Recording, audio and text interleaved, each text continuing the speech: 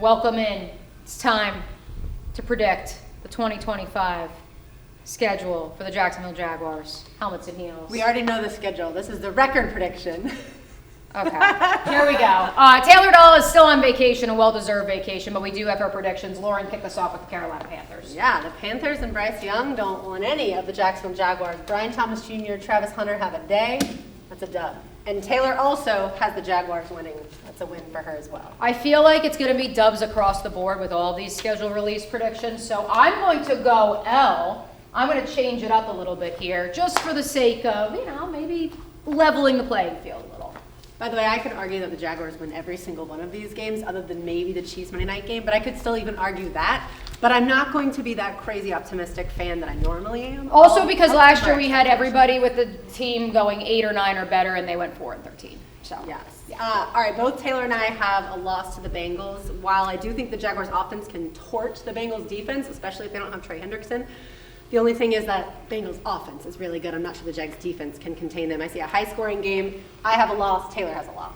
You know Taylor loves Joe Burrow. Yes, that she does. Now, the Bengals are historically bad in September. I've got the Jaguars back to equilibrium. They go W here. However, with all the hype, oh my goodness, they just knocked off Joe Burrow and the Bengals. Back down to earth and L against the Texans at Everbank Stadium, where the Jaguars have not beaten the Texans in at least 2 presidential administrations. Yeah, I think the Texans are still figuring stuff out with their receivers when it comes to September. So I've got the Jaguars beating the Texans at home, and Taylor does as well. She and I are in sync so far. Perhaps unorthodox, but I do believe the San Francisco 49ers have more questions than people realize, especially along a defensive front. A lot of young players. Yes, Robert Saleh is back. What will the offense look like without the likes of Deebo Samuel and company? So W, in a weird, twisted way, the Jaguars get to 2-2. And we continue to be opposite, but Taylor and I together. It's a long road trip out to California, as we know. The Jaguars don't play all that well on the West Coast. I'm hoping this new regime between Baselli and Cohen and Gladstone can start to fix that. But for the here and now, it's a loss for me and a loss for Taylor. L, unfortunate. Moral victory. Jaguars hang with Mahomes and company. Sad.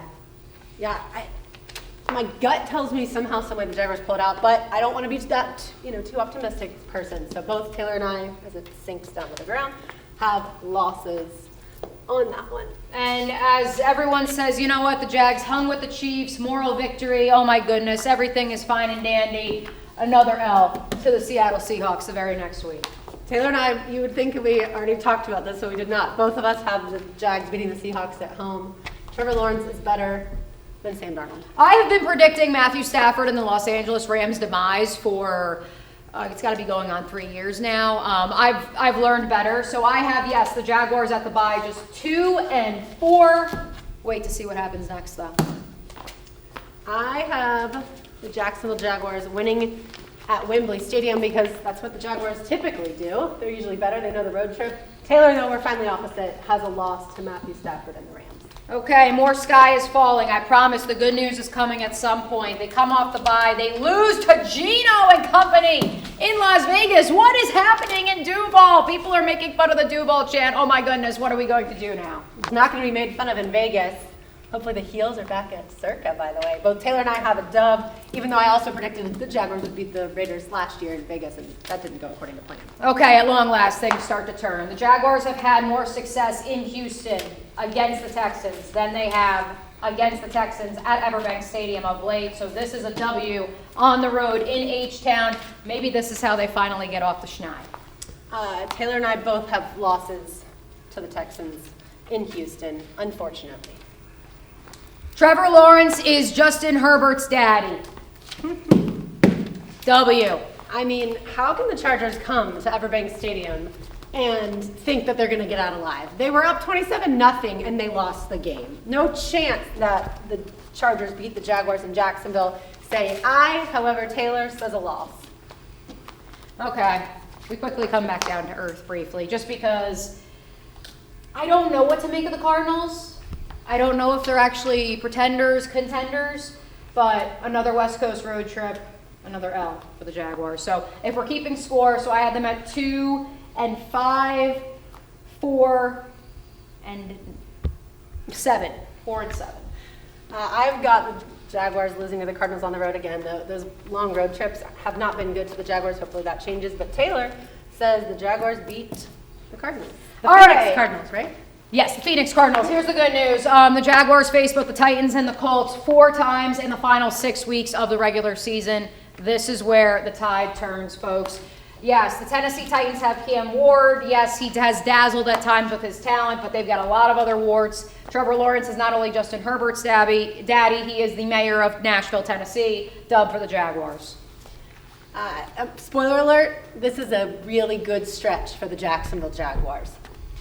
Win here, keeps falling. Win here for both myself and Taylor Dahl.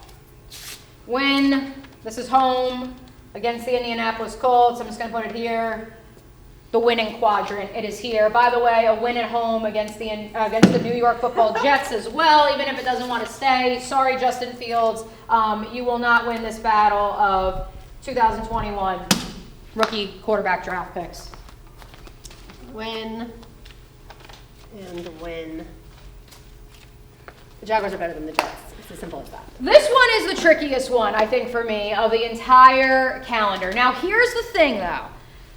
Bo Nix and company go to the postseason in his rookie season, second year in Denver for Sean Payton. However, what's interesting is unlike the Houston Texans last year or the Jacksonville Jaguars the year prior, it's not like they're going to have to face a first-place schedule. They're going to have a third-place schedule. So that's where I don't really know what to believe with Denver. But at this point in time, the Jaguars have rattled off 3 straight dubs, so I'm going to give them another one at Mile High. They won the last time they were there, too, and in the 90s they were pretty good there as well. Both Taylor and I think that the Broncos get the best of the Jacksonville Jaguars this game. I'm hoping to go to this one, so I'd really like to see a win.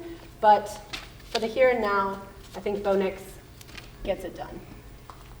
Another W in Indianapolis. Jaguars bounce right back. Tyler Warren will be starting at quarterback for Indianapolis at this point in time. Bold prediction. Both Taylor and I think the Jaguars beat, whether it's Anthony Richardson or Daniel Jones, although she may change that if Riley Leonard is starting quarterback at that point in time because she's a Notre Dame fan. She may change that, but for the here and now, all wins. Well, in the starting lineup, they're not going to say Tyler Warren, but they're going to be running the triple option, and they're going to have no choice but to have him throw the ball because he has the best arm on that team. Win at home against the Tennessee Titans, which then in turn, if I have the Jaguars at 2-5, then I have them going 2-2, so that means 4-7, a 3-game win streak to get back to 7-7, and then 3 more.